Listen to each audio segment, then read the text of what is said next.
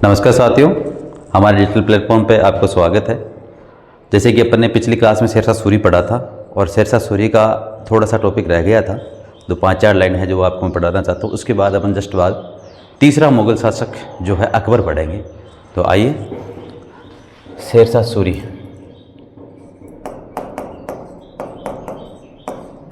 शेरशाह सूरी जो था 1540 से 45 के बीच रहा था और शेरशाह सूरी का मकबरा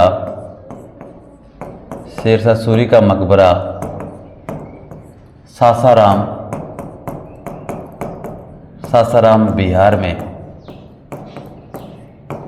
में सोन नदी के किनारे स्थित है। सोन नदी के किनारे। और इस मकबरे का जो वास्तुकार था वो कौन था? अलीवल खान। इस मकबरे का वास्तुकार कौन था? अलीवल खान। इस मकबरे का वास्तुकार कौन था? अलीवल खान।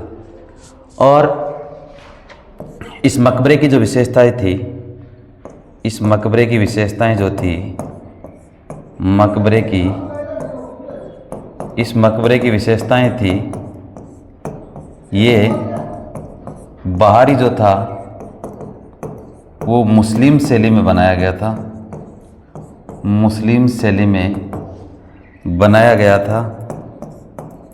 वह आंतरिक हिंदू शैली में बनाया गया था। अष्टकोणीय था। ये कैसा था? अष्टकोणीय मकबरा था। कनिंघम इस ताजमहल से भी इसको बेहतर मानते हैं। कनिंघम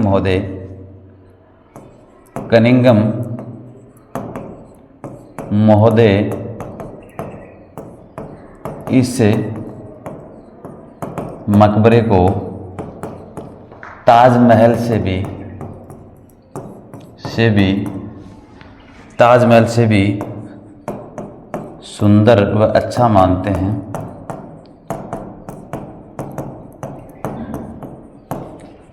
तो ये कुछ जो लाइनें थी शेरशाह सूरी के बारे में मैंने आपको बता दिया, लिखा दिया। इसके बाद अपन तीसरा मुग़ल शासक जो है वो अकबर की बात करेंगे।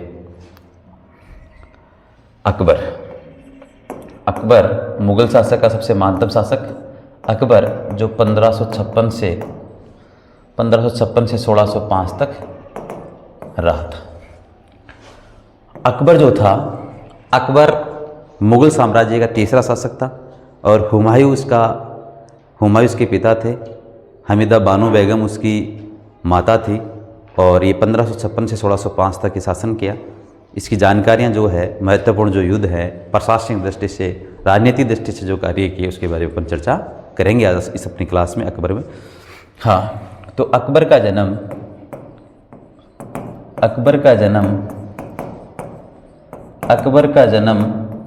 15 अक्टूबर 1542 को वीरसाल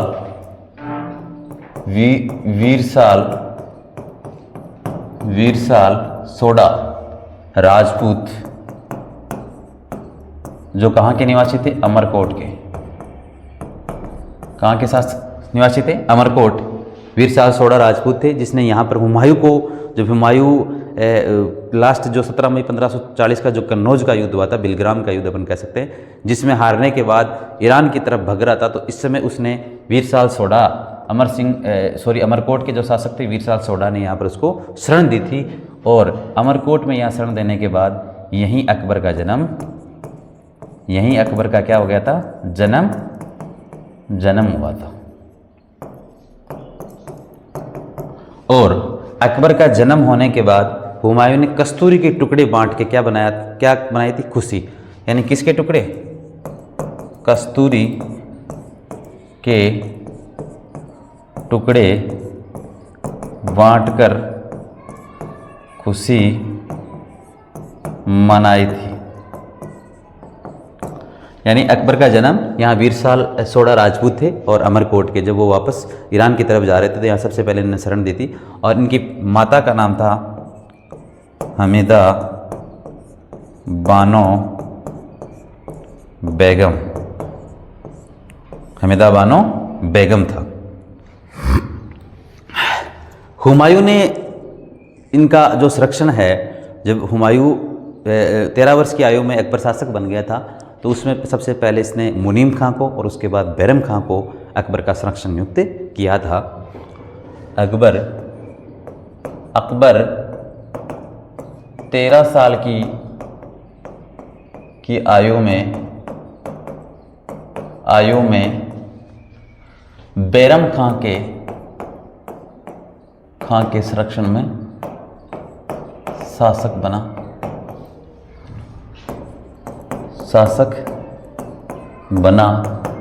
1556 से 1560 तक, 4 साल तक के लिए इसका संरक्षण ना किसका, बैरम खां का संरक्षण रहा और उसके अधीन यानी एक संरक्षण के तहत कार्य किया और अकबर शासन करता। उसके बाद अकबर जो है, अकबर का संरक्षण ये रहा। अकबर हुमायूं ने अकबर का सर्वप्रथम संरक्षण जो है, संरक्षक जो है किसको नियुक्त किया था? सबसे पहले संरक्षक किसको नियुक्त किया था? मुनीम खां को। किसको? मुनीम खां को। और उसके बाद किसको नियुक्त किया था? बैरम खां को नियुक्त किया था। किसको किया था? बैरम खां को। देखो विद्यार्थियों, एक बात है कि जब अकबर दिल्ली पे शासक बैठा था तो अकबर जब दिल्ली पे शासन बैठा था तो सबसे पहले पंजाब के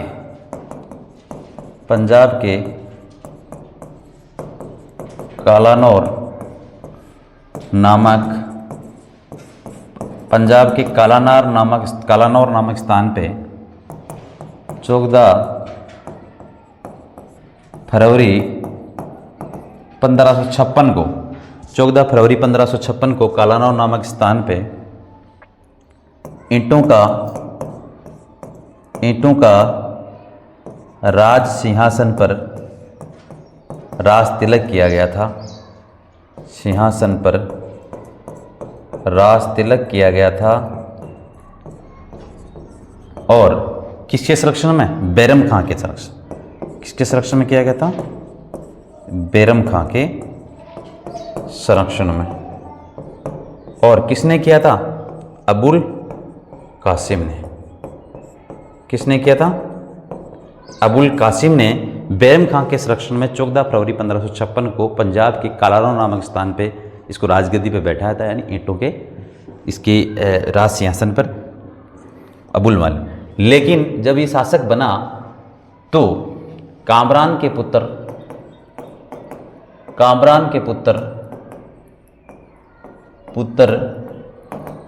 अबुल माली ने इनका विरोध किया था। ये इसका राजतिलक हो गया। उसके बाद जब दिल्ली का शासक बना, उससे पहले वहाँ पर हेमू जो था, हिंदू एक शासक था, जो हिंदू वहाँ पर दिल्ली का शासक था।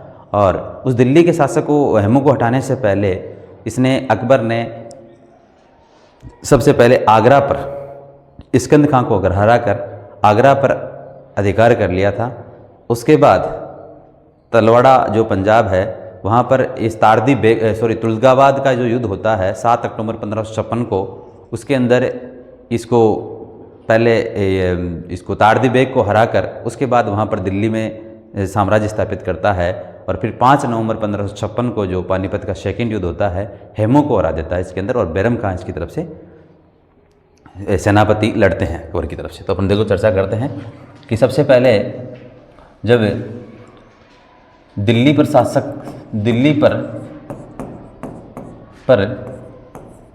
शासन करने से पूर्व आगरा के शासक इस्कंद खां को हराकर यहाँ पर आधिपत्य जमा लिया था, यानी इसको अपने आप मुगल साम्राज्य में मिला लिया था। उसके बाद 7 अक्टूबर 1556 को तुगलकाबाद का युद्ध होता है और इस तुगलकाबाद में तारदी बेग को हराकर दिल्ली पर कब्जा कर लेते हैं। ठीक है, 7 अक्टूबर 1556 को तुगलकाबाद का युद्ध होता है और उसमें तारदी बेग को हराकर दिल्ली पर आधिपत्य कर लेते हैं। और महत्वपूर्ण जो युद्ध होता है वो 5 नवंबर 1556 को पानीपत का सेकेंड युद्ध। और पानीपत का सेकेंड युद्ध जो होता है वो अकबर वर्सेज हेमू के बीच में, लेकिन अकबर की तरफ से सेनापति कौन था? बैरम खां। कौन था? बैरम खां, जो 1556 से 1560 तक इनके संरक्षण में अकबर शासक बना था। बैरम खां ने किसको हरा दिया था? हेमू को हरा दिया था। और हेमू को हराने के बाद यहाँ पर दिल्ली के अंदर संपूर्णतः वापस मुगल साम्राज्य की स्थापना हो चुकी थी। उसके बाद इस जो युद्ध है, इसके बाद यहाँ पर हो गया था। उसके बाद कालिंजर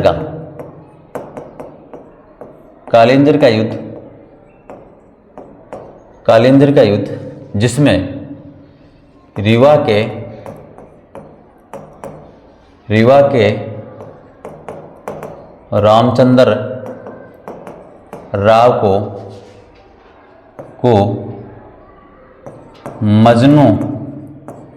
मजनू खां अकबर का सेनापति था, इसने कालिंजर का युद्ध हरा दिया था।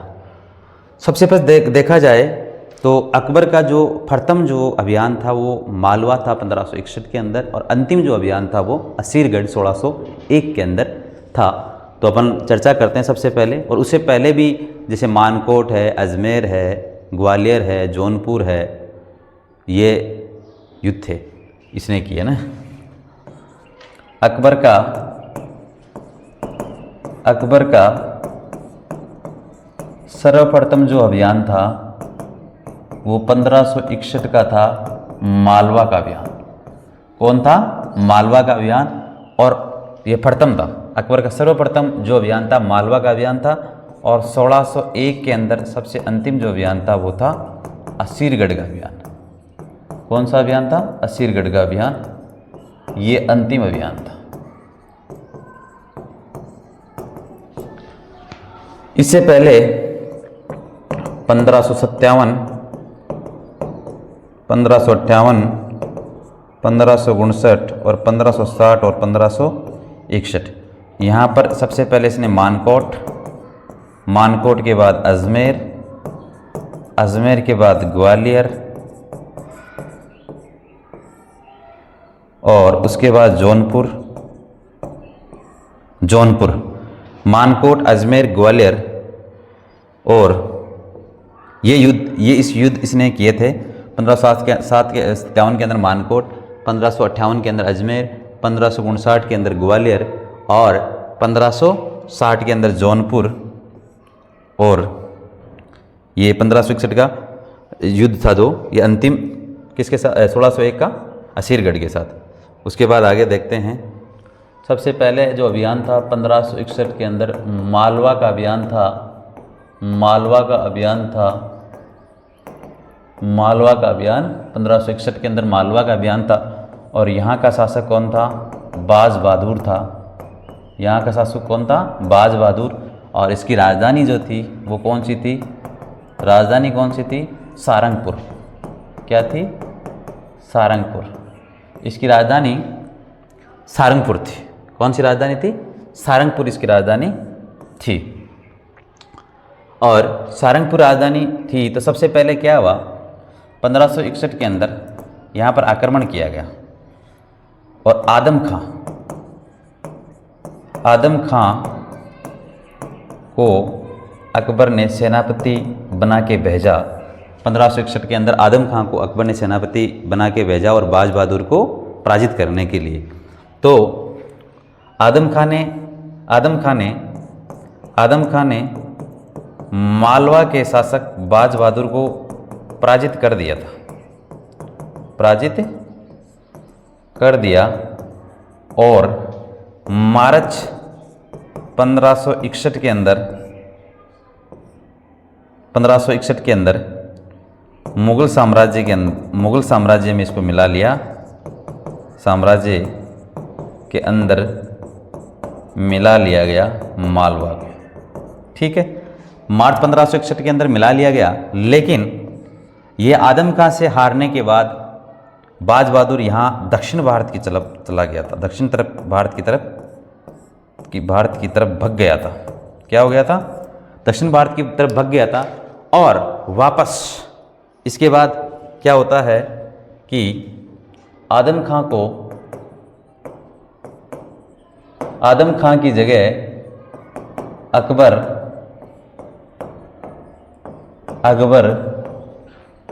पीर मोहम्मद को यहाँ का सूबेदार या प्रशासक नियुक्त करता है मालवा का। किसको करता है? पीर मोहम्मद को सूबेदार या प्रशासक नियुक्त करता है। और नियुक्त करने के बाद जब वापस मालवा का शासक बाज बहादुर दक्षिण भारत के राजाओं की सहायता से दक्षिण भारत के राजाओं की सहायता से वापस मालवा पर आक्रमण करता है, तब वह पीर मोहम्मद को भागने के लिए मजबूर कर देता है। और तब पीर मोहम्मद भागता है तो अपने घोड़े को लेके भागता है, तो नर्मदा नदी पास में होती है और उसमें वो कूद जाता है और कूदने से उसकी मौत हो जाती है। किसकी? यानी बाज बहादुर इस पीर मोहम्मद को भगने के लिए मजबूर कर देता है। और मजबूर करने के बाद पीर मोहम्मद का घोड़ा नर्मदा नदी में कूद जाता है। किसमें? नर्मदा नदी में। और नर्मदा नदी में कूदने से इसकी मौत हो जाती है।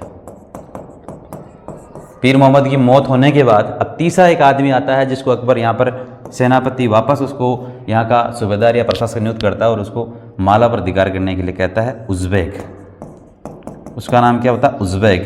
उज़्बेक को यहाँ पर मालवा पर आक्रमण करने के लिए कहता है। और वह 1562 के अंदर संपूर्णतः मालवा को जीत लेता है और बाज बहादुर को पकड़कर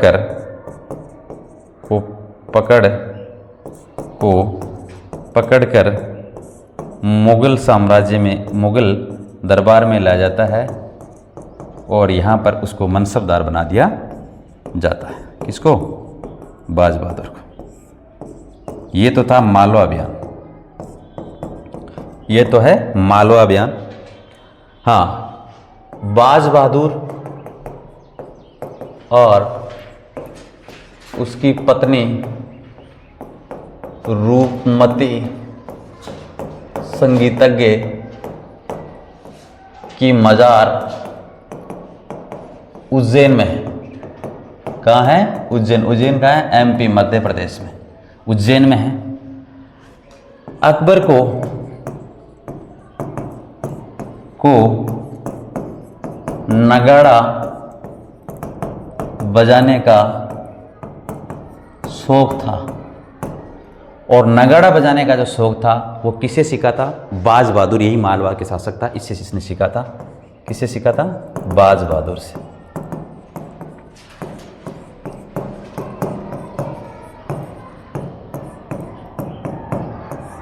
बाज बहादुर से सीखा था। उसके बाद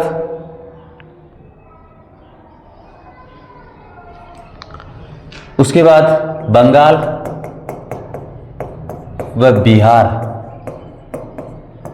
बिहार का अभियान जो था और यहाँ का बंगाल व बिहार का शासक था दाऊद खां। कौन था? दाऊद खां। यहाँ कौन था इसका? दाऊद खां था। और दाऊद खां की राजधानी थी टाडा, टाडा थी। और मुनीम खां के नेतृत्व में, किसके नेतृत्व में?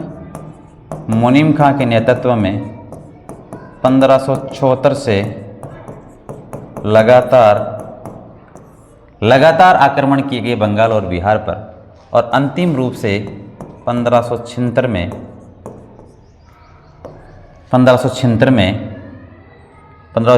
बंगाल और बिहार को मुगल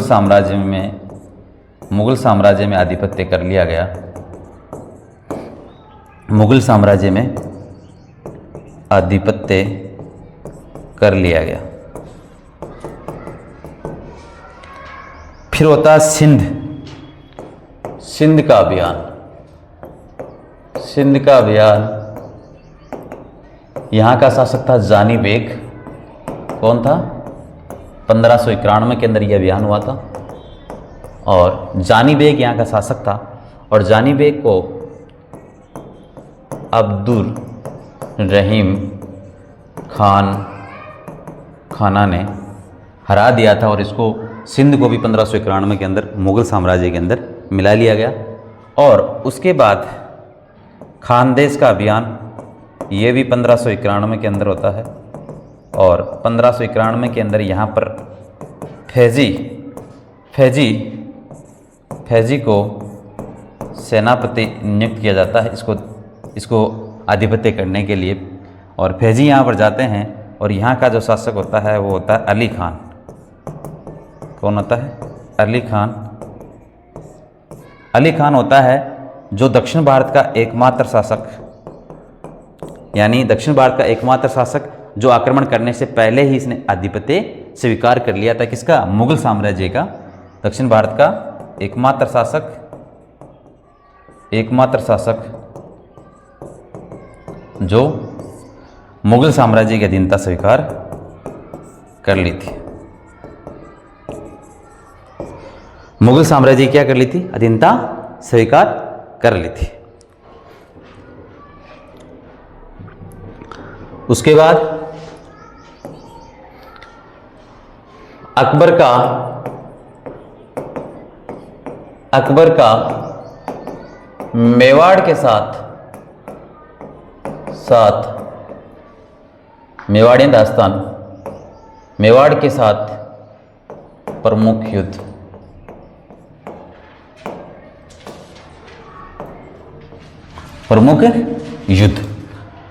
सबसे पहले अकबर ने जो किया था वो था चित्तौड़गढ़ का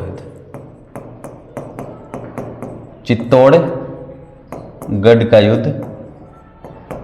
चित्तौड़गढ़ का युद्ध किया था। उस समय चित्तौड़गढ़, उदयपुर का शासक था महाराणा उदय सिंह, और वो महाराणा प्रताप के पिता थे। और इन पे सबसे पहले 1561 में घेराबंदी की गई। जयमल राठौड़ और पत्ता सिसोदिया बड़ी बहादुरी से लड़ने के बाद भी इसने यहाँ पर इसको अपने मुगल साम्राज्य के अंदर आधिपत्य कर लिया था, और उदयपुर का नाम मोहम्मदाबाद कर दिया गया था। चित्तौड़ का युद्ध होता है 1567 और 68 में। और उस समय उदयपुर का शासक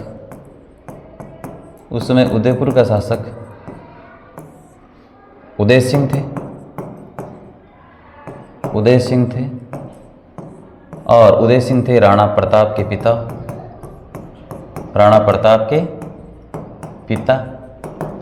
और उसके बाद राणा प्रताप के पिता थे। तो 1568 में मुगल सेना ने यहाँ पर घेराबंदी की।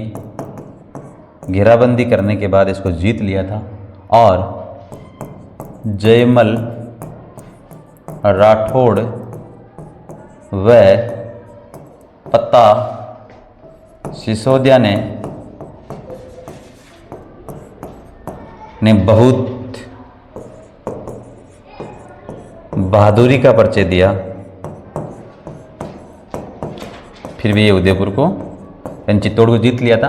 उसमें उदयपुर का शासक और उदयपुर का नाम उन्होंने क्या कर दिया था, मोहम्मदाबाद कर दिया था। उदयपुर का क्या कर दिया था, उदयपुर का नाम क्या कर दिया था, मोहम्मदाबाद कर दिया था। उसके बाद सबसे महत्वपूर्ण जो युद्ध होता है वो होता है हल्दी घाटी का युद्ध। हल्दी घाटी का युद्ध 18 जून 1576 को। हल्दी घाटी का युद्ध जो है वो एक महत्वपूर्ण युद्ध था और एक महत्वपूर्ण युद्ध, इसकी जो योजना बनी थी वो अजमेर में मैगजीन दुर्ग, जो अकबर का दुर्ग अपन कहते हैं, उसमें बनी थी। उसमें मानसिंह और अकबर दोनों उपस्थित थे, लेकिन अकबर खुद ने युद्ध नहीं, उसका सेनापति मानसिंह उसमें लड़ा था और उसके सहयोगी जो थे आसफ खां थे, आसफ खां। और इधर महाराणा प्रताप के जो सेनापति थे वो थे हाकिम खां सूर। दोनों ने ये युद्ध लड़ा 18 जून 1576 के अंदर। और इस युद्ध से पहले अकबर ने 4 दूत मंडल भेजे थे संधि करने के लिए राणा प्रताप के साथ में, लेकिन राणा प्रताप ने स्वाभिमान और लक्ष्य पे अड़िग रहे और उन्होंने इस दूत मंडल की कोई बात स्वीकार नहीं की और अंत में ये युद्ध हुआ। जो ये 4 दूत मंडल थे वो कौन कौन से थे, जे.एम. बिट्टी। पहला गया था जलाल खां, मानसिंह, भगवंत दास और चौथा था टोडरमल। कौन था, जलाल खां, मानसिंह, भगवंत दास और टोडरमल। और मानसिंह जब गए राणा प्रताप के साथ, मानसिंह जब राणा प्रताप के साथ गए, सामने संधि करने के लिए गए, तो मानसिंह से तो राणा प्रताप ने बात करना ही उचित नहीं समझा, उसको कहा कि मैं आपसे बात नहीं करूंगा। लेकिन जब भगवंत दास गए तो ये खिल्लत लेके गए। क्या लेके गए, खिल्लत लेके गए थे और उस खिल्लत को महाराणा प्रताप ने पहन ली थी। और खिल्लत क्या होती है, खिल्लत क्या होती है किसी राजा या किसी अधिकारी या बादशाह के द्वारा भेजी गई एक विशेष पोशाक होती है जो खिल्लत कहलाती है। किसी राजा या अधिकारी, किसी राजा अधिकारी या बादशाह के द्वारा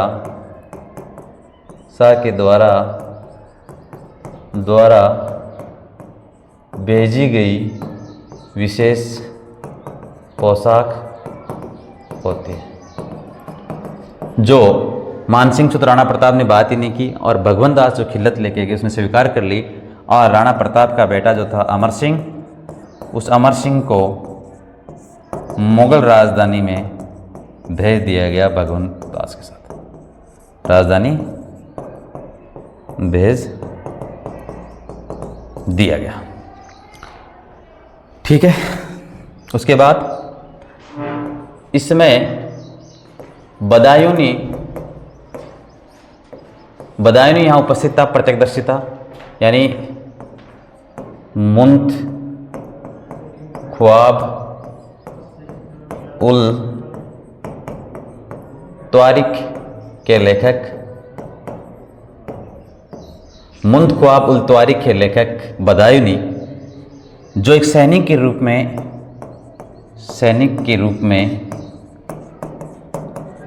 में इस हल्दी घाटी के युद्ध में भाग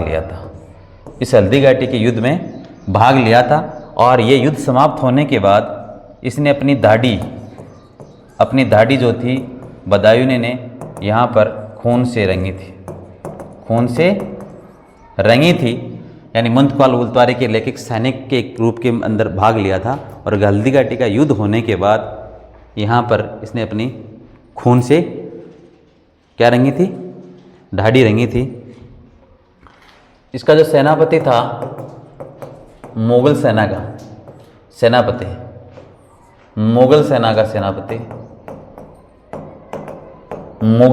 सेनापति और राणा प्रताप राणा प्रताप यानी महाराणा प्रताप की जो सेना थी उसका था हाकिम का सूर, हाकिम का सूर था। और इधर था मान सिंह और उसका सहयोगी था आसफ खां। कौन था? आसफ खां। मुगल सेना का मान सिंह और आसफ खां था।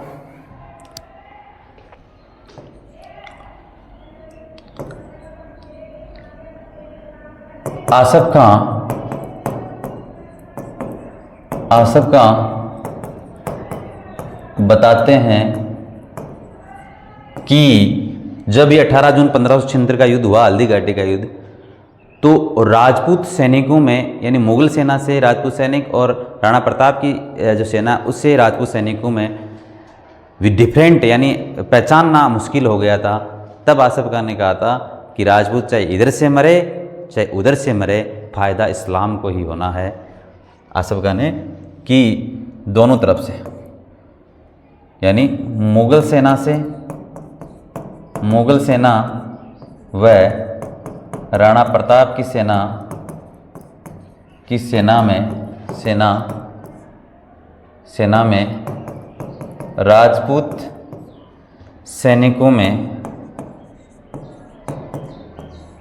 सैनिकों को पहचानना मुश्किल हो गया था। तब इसने कहा था कि राजपूत किधर से मरे, राजपूत इधर से मरे या उधर से, फ़ायदा इस्लाम को होना है, फ़ायदा इस्लाम को होना है। किसको होना है? फ़ायदा इस्लाम को होना है।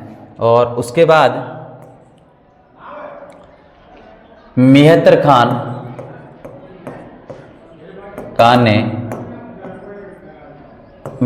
ने अफवाह फैला दी थी।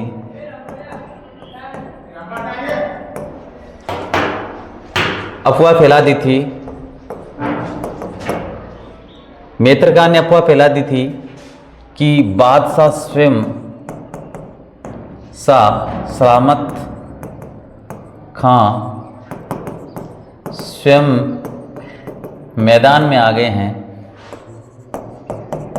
तब मुगल सेना में एक नया जोश आ गया था और बहुत बुरे जोश और साहस के साथ इस युद्ध को लड़ा था। आगे हल्दी घाटी का युद्ध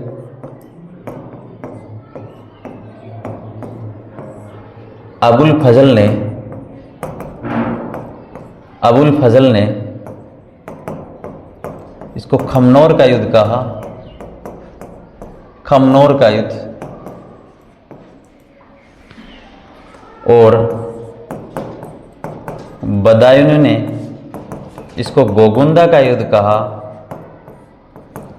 बदायूं ने इसके गोगुंदा का युद्ध कहा। और कर्नल जेम्स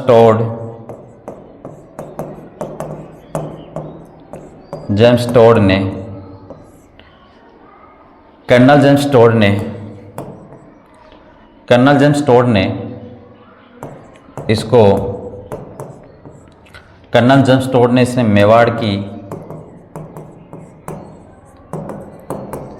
थर्मोपोली कहा। मेवाड़ की थर्मोपोली कहा।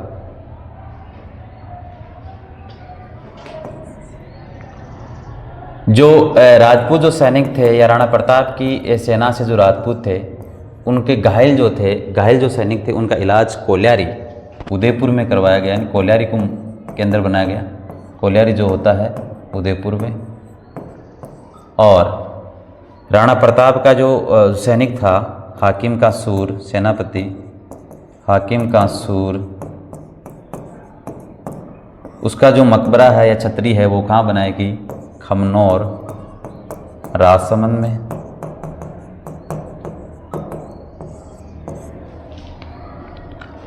ठीक है, हाकिम का सूर।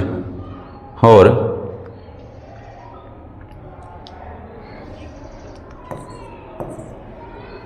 अब इसमें आगे अपन देखते हैं हल्दी घाटी के युद्ध के बाद अपन देखते हैं ये कि तकनीकी रूप से मुगल सेना जीत गई थी लेकिन राणा प्रताप व युद्ध से पूर्व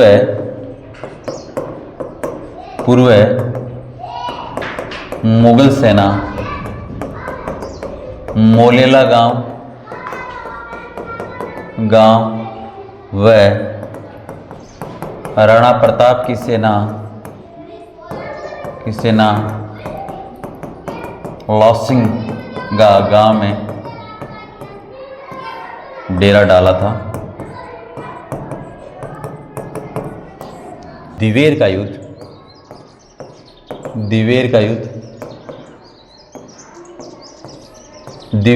जो होता है 1582 में विजयदशमी के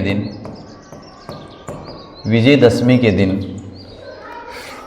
राणा प्रताप ने मुगल सेना पर आक्रमण किया कि खोई हुई जो संपत्ति है, खोया हुआ जो भूभाग है, उसको वापस आधिपत्य करने के लिए दिवेर का युद्ध 1500 हुआ था। और दिवेर के युद्ध को मेवाड़ का मैराथन कहते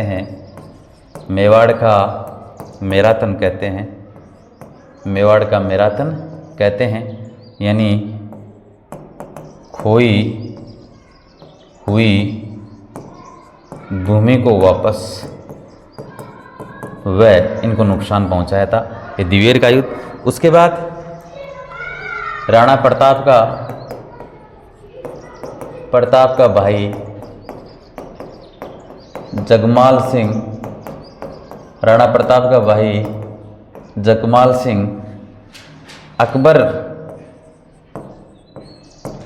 अकबर के पास चला गया था। तो सबसे पहले उसको जहाजपुर का परगना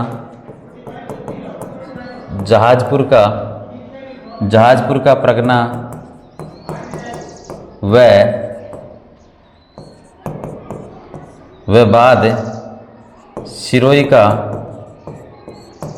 का आधा परगना दिया गया था।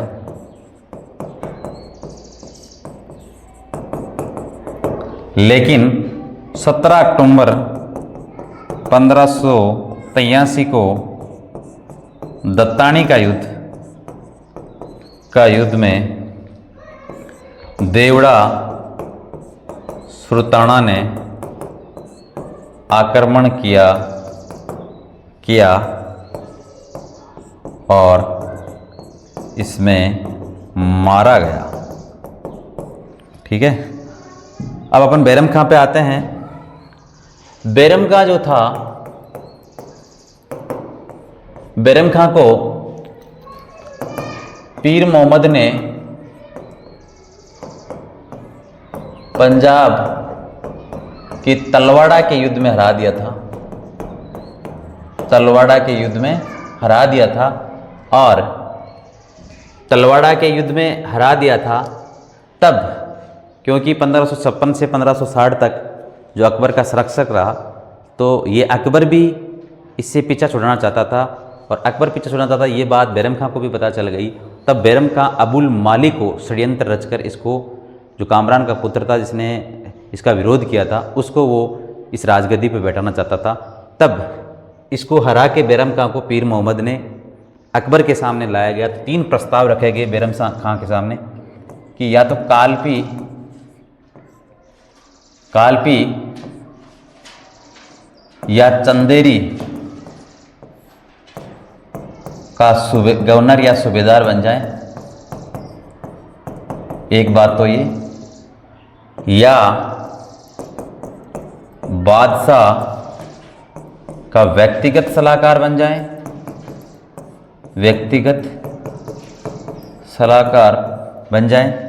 या मक्का चले जाएं। तो इन्होंने मक्का जाना चुना। और मक्का जब जा रहे थे तो मक्का जाते जाते गुजरात के अंदर पाटन है, जो वहाँ पर जाते जाते एक अफगानी मुबारक खां लोहानी ने द्वारा इसको मौत के घाट उतार दिया गया बैरम खां को कहाँ पर? गुजरात के पाटन के पास मुबारक खां लोहानी ने इसको मौत के घाट उतार दिया। और जब ये ख़त्म हो गया तो इसकी विधवा पत्नी थी सलीमा बेगम। कौन थी? सलीमा बेगम। इससे इसने विवाह कर लिया था। किसने? अकबर ने इसे विवाह कर लिया था विधवा सलीमा बेगम से। और इसका बेटा जो था अब्दुल रहीम, उसको बेटा मान लिया गया था, यानी फर्जंद। क्या मान लिया गया था? फर्जंद मान लिया गया था। तो ये दोस्तों एक अकबर का पहला पार्ट था, और पढ़ते रहिए, मस्त रहिए। अगला पार्ट जो है, अगली क्लास थोड़े दिन बाद हो जाएगी, अगली वीक दूसरी अकबर की 02 क्लास आएगी, आपके साथ में शेयर करूँगा। तो पढ़ते रहिए, मस्त रहिए, और हमारे डिजिटल प्लेटफॉर्म को ऐसे ही सपोर्ट करते रहिए।